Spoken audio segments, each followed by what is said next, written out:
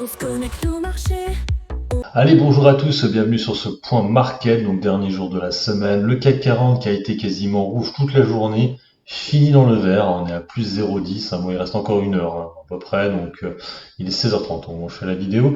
Donc plus 0,11, donc là on va commencer par, en bas voilà, Thales plus grosse hausse de la journée, la valeur défense, Kering aussi qui reprend encore des couleurs, je vous ai déjà dit, on va pas refaire ce que j'ai dit hier, valeur de luxe plutôt défensive. Entre parenthèses, là, je vous le mets au-dessus, ou là, je sais plus trop, ouais, au-dessus, là, ou là, bon, bref, vous avez compris. Par rapport à Armani, du coup, et effectivement, sur son testament, c'était pas ce qui avait été dit dans les journaux.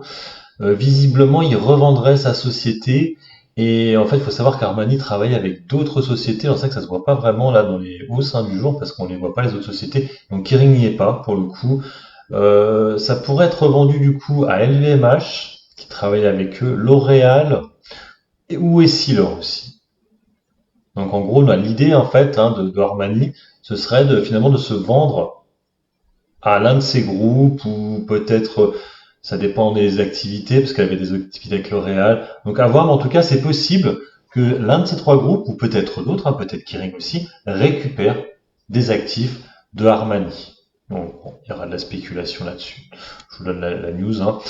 Sinon, Capgemini remonte un petit peu aussi. Unibail Co, on est toujours vers les 90. Grosse baisse pour Pluxee, on le voit là. Pluxee et Denred, on le voit ici. Projet de taxe sur les tickets restaurants. De toute façon, je vous le dis, vu que le budget français a des soucis, éviter les valeurs françaises, genre FDJ, Edenred, Pluxee, Renault, où il y a l'État au capital. Parce qu'automatiquement, mais Vinci, du coup, aussi, à cause des autoroutes, Orange, tout ça, parce que s'ils ont besoin d'argent, ils iront le chercher là. Donc, et là, on le voit avec Pluxee. Et du coup, Edenred, qui aurait pu être sorti du CAC 40, j'aurais dû regarder la valorisation. Voilà, on est à 4,9. Moi, j'aurais été eux, je l'aurais sorti du CAC 40 en même temps. Bon, ils l'ont décidé de la laisser. Donc, on est sur une valorisation à 4,9 milliards seulement pour Edenred. Bon, elle remontera un peu, je pense. Sinon, Stellantis rechute. Alors hier, elle était bien montée, elle finit à plus 9, donc là ça redescend. On repasse légèrement en dessous des 8 euros. Télédôme, du coup, ça continue à chuter. Donc du coup, visiblement, les fonds, peut-être les fonds américains, parce que en fait ce matin ça allait à peu près, c'était remonté, et là ça rechute de nouveau, on est à 62, de toute façon elle va sortir du CAC 40. Donc voilà, il n'y a pas eu d'autres communiqués, il n'y a pas le directeur ne part pas, donc maintenant la question c'est est-ce qu'elle va passer sous les 60 maintenant sur la société. Ensuite, autre baisse, Renault. Voilà, du coup, Stellantis et Renault, secteur automobile. Au SRD, on a Vetoquinol qui a donné des bons résultats, qui a satisfait quoi, bons résultats. C'est mitigé, mais disons qu'on avait pas mal chuté sur le dossier et du coup, ça a rassuré un peu le marché. Parce que c'est vrai que Vetoquinol était beaucoup plus haut avant et le marché a préféré acheter. On voit comme si 5% de hausse de son résultat net sur Vetoquinol. Donc elle prend 11%, plus grosse hausse du SRD. Et Ramet aussi qui remonte alors qu'hier elle baissait pas mal. Verimatrix et Euro API aussi, les valeurs qui sont vachement délaissées ces derniers temps, qui repassent au-dessus des 3 euros. Moi j'en ai du Euro API. Dans Red aussi, OP Mobility, l'automobile, le secteur automobile est un peu à la dèche actuellement. Sèche Environnement qui continue à chuter. Déjà hier, et Vicat, les cimentiers aussi. Robertet aussi monte pas mal. OVH encore, ça continue à monter.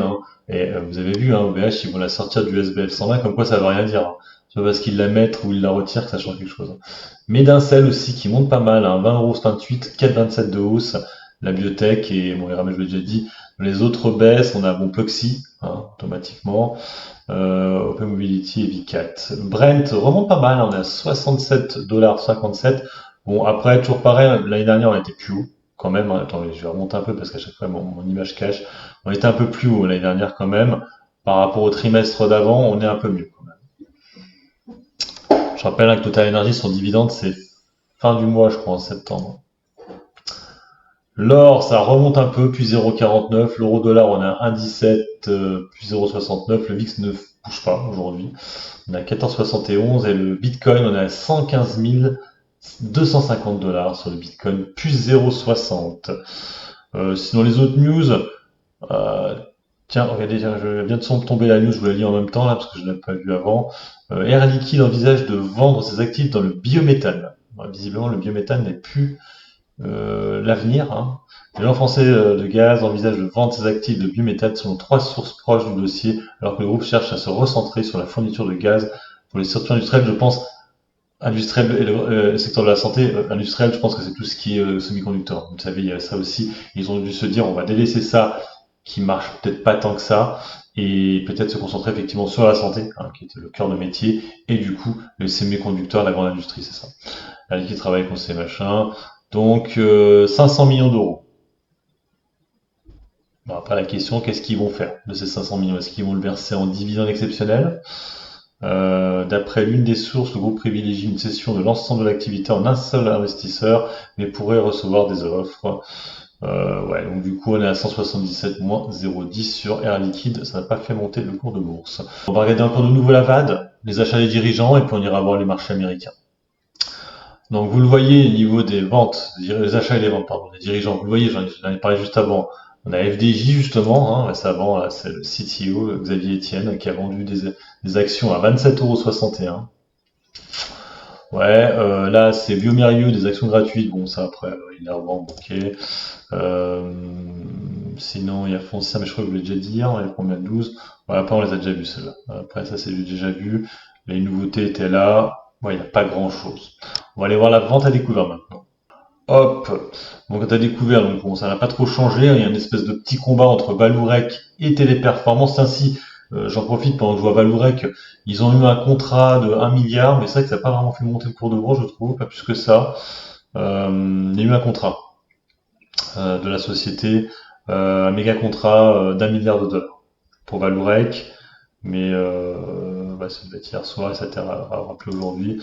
Donc c'est avec Petrobras au Brésil. Voilà, pour Valourec qui prend 3% quand même aujourd'hui, mais on est toujours au même niveau, hein. Ça bouge pas, on est à 15,75 €, alors qu'on on aurait dû être à 20 €. Ça d'après certains. Ubiwalk, ça met toujours autant, on est à 5,38 de VAT, ça bouge pas vraiment. Atto, ça ne change pas. Je regarde vite fait les mouvements qu'il y a eu, mais il n'y a pas grand chose en fait, hein. Là, il y a 2 CRSI, ah ouais, si, la VAD là, elle commence à monter. On a 2% de VAD maintenant sur 2 CRSI, hein. C'est la valeur la plus vadée maintenant sur le marché d'Euronext Growth. Enfin, avant, c'était Capital B, mais elle a beaucoup chuté. Et moi, je suis pas acheteur actuellement sur 2 CRSI parce qu'il y a beaucoup de VAD, hein, sur le dossier et ça, c'est problématique. Vous voyez, elle perd encore 4% aujourd'hui, 8,28 €. Elior Group, bon, elle est toujours là, la VAD, elle bouge pas. Pernod Ricard, elle est montée aussi 1,66 de VAD sur le Pernod Ricard. En fait, on a la même VAD sur EuroAPI que sur Pernod Ricard. Kering, bon, c'est un peu chuté, on a un 57. FDJ 1,49, je l'avais dit hier, je crois. Air France KLM 1,17. Carrefour 1,14. Vous voyez, ouais, Blockchain Group n'a pas bougé, on est à 1%. Le Telsat a beaucoup chuté là-bas, hein. On est à 0,98 hein, sur le Telsat, hein. Je vous montre vite fait l'évolution. Ouais, vous voyez pas parce qu'à chaque fois il y a mon image, excusez-moi.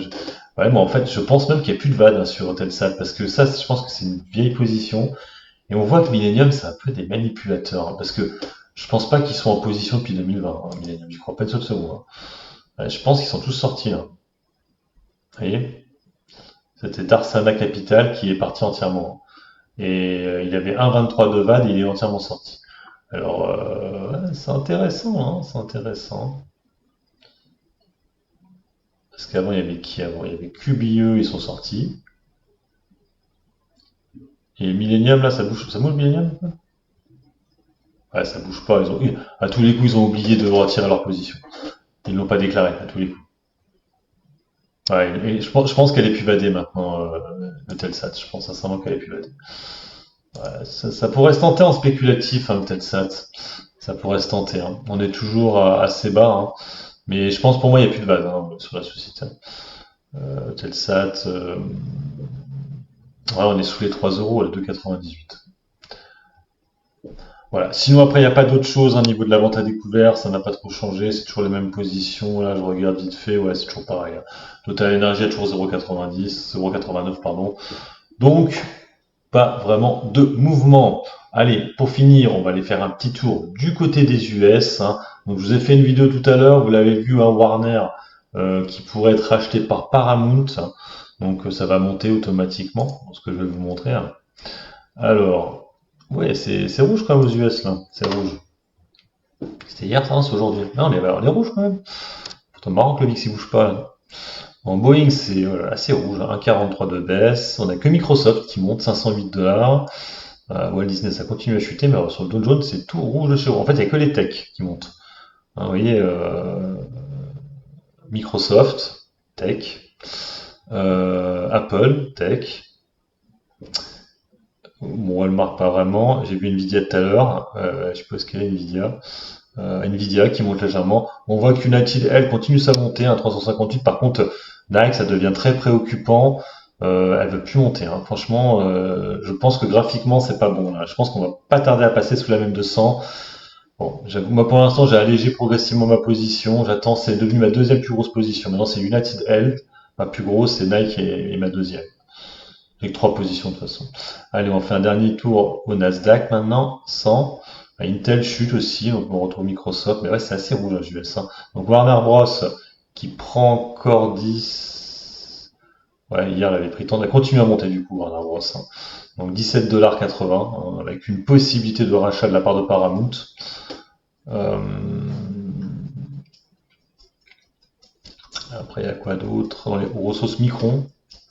Ouais, tout ce qui est en rapport avec les semi-conducteurs, quoi. Mais il n'y a pas beaucoup de montée. Tesla, alors encore une valeur tech, hein, 5,35, on est à 388 $, hein, comme sur Tesla.